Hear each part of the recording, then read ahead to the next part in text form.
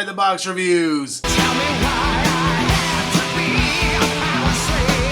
Today we're taking a look at the NECA retro style figure collection, Iron Maiden's Eddie, based on the World Slavery Tour artwork. Which is funny because ever since I bought this, I kind of neglected to read the packaging and have just been calling him Power Slave Eddie, because basically Eddie off the cover of the Power Slave single. And I honestly had thought I'd already reviewed this figure, but after reviewing the Peace of Mind Eddie, I realized I never actually shot this review, so I'm here to correct that. Let's take a closer look. NECA has given us a very cool head sculpt here with Eddie. I really like what they did. It's that iconic artwork of Eddie chained up, breaking the chains by basically chomping through them. We have his mummy wrappings coming undone here, and it's just an absolutely fantastic sculpt. If you zoom in close, we can see he has the blue eyes, the white dots, giving him that glowing look. We can see the staple there on his forehead, holding his lobotomy scar in place. The bandages are all sculpted on there and give it this beautiful 3D effect of them coming off of his head, him being unwrapped. And there's some decent detail in there as well. They did a black wash over the bandages, giving them a nice dirty effect, bringing out all the little individual sculpted marks in them that make them really look like linen bandages. And his head is really well painted underneath all those wrappings. Even coming down to the neck, an area I feel like a lot of these retro figures have issues with, they did at least give us some paint shading in there. It's the yellow of his flesh tone, also with that brown wash over top of it to make it look dirty and match the rest of his head. It still doesn't match sculpt-wise, but nice that they put an effort into actually painting it, which is kind of unusual for some of these figures. As you can see here, he does have real metal chains connecting the cuffs on his wrist up to his mouth. These are removable. They actually just hook on to spots on his mouth there, so you could just very gently come in here and release those. Now, they are kind of hard to get back on and off, so I would be kind of gentle doing these multiple times. I feel like you could potentially rip because it is a metal chain with plastic pieces on the head, but it is a cool feature that you can actually replicate that album cover. And then once we detach those pieces, we actually have an alternate head here for Eddie, and this is really cool looking. His mouth's wide open, snarling. You see the drool dripping down in there. Same kind of color scheme on his face, except that we can see his eyes are now red, and they have a great glowing effect. You can see more of that staple at the top of his head, that we can't actually see the lobotomy scar. And then coming off to the side here, with the bandages totally ripping away, there's a strong breeze blowing. You can see his hair whipping around the side of his head and also coming around back. It's a little flat looking if you view it from any angle other than the front. It kind of flattens out if you go around the back of it, but it's a really cool looking effect, a very different look for Eddie, especially because the other two figures we've gotten so far have been bald, and he basically comes off as being bald within the normal head sculpt of this figure, so it's kind of cool to have an Eddie with hair. And I was looking around trying to figure out what artwork this was based off of, and the only art I could find that really corresponds to this looks like the Somewhere Back in Time artwork. So if somebody knows an earlier reference point to this version of Eddie's face, let me know. I'm kind of curious now. Coming down the body of Eddie, there's really not a whole lot going on. He's completely wrapped neck to toe in bandages. So these are all just linen pieces layered on here. There's some nice dirt effect going on, and you can see a lot of little strings coming up every which way, which would kind of be annoying on other figures, but I feel like it almost works with this mummy look. It makes it look like a very rushed mummification. His arms are wrapped. You can tell they're wrapped individually just by the way everything goes, but that actually lets you have a little more articulation. Even down here at the waist, you can see it stops abruptly and then begins again coming down the legs, but there's a lot of nice dirt detail on here. His feet are all wrapped up. And you come around the back, we get the same exact thing, all the wrappings on Eddie. Go around to the hands here. The hands are actually sculpted. They're a bandaged sculpt, continuing the mummy look, and I think it actually fits in pretty well. It's not super jarring to go to the sculpted hand over the actual cloth arm. And to help break it up, he does of course have the cuffs on his wrist here, which are really nicely done. We have the hinge sculpted in there. Of course, I already mentioned the actual clasp piece here that holds the metal chain. Then we have some Egyptian symbols here on the wrist. Same symbol on either side, but very cool they included that detail. Really nice looking. For articulation, well, there's not much because he's wrapped up like a mummy. We do have a ball joint at the base of the head, so he'll look pretty far up, decently down. He'll rotate side to side, tilts, all that good stuff. Very nice range of motion there. His arms will go forward and back, of course hindered by the bandages. They will go in and out, which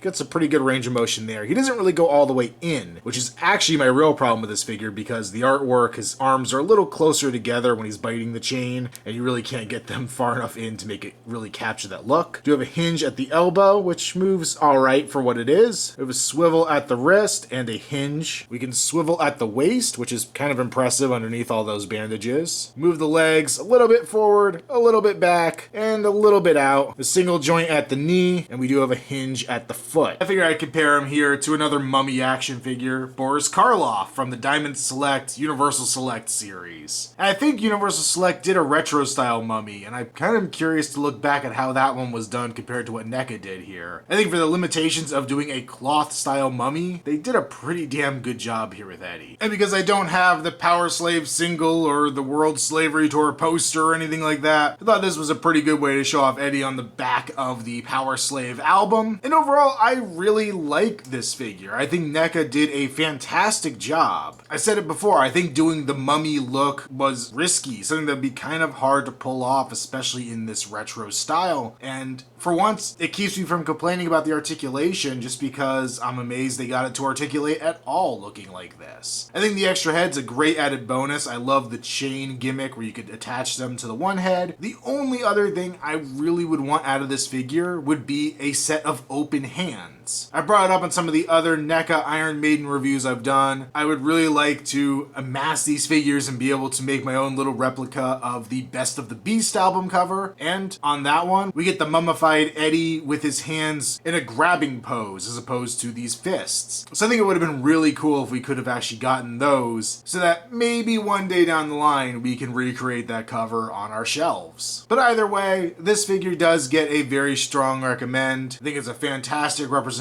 of the character, and I look forward to future releases in this line. I hope NECA keeps it going. Make sure you follow me on Instagram, username Outside the Box Reviews. Also check me out on Facebook, link below. And until next time, this has been another Outside the Box Reviews, where I'm a slave to the power of action figures.